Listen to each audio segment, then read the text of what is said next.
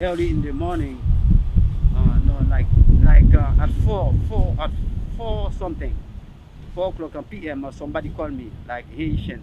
It was my friend. He called me, and then he said, "You know what happened now?" I said, "Oh," he said, "A lot of people die." So, and then I call on my mom. My mom was in Haiti, and then I call, and then a lot of people close to them died. My friend, a lot of people died. That was very sad for me.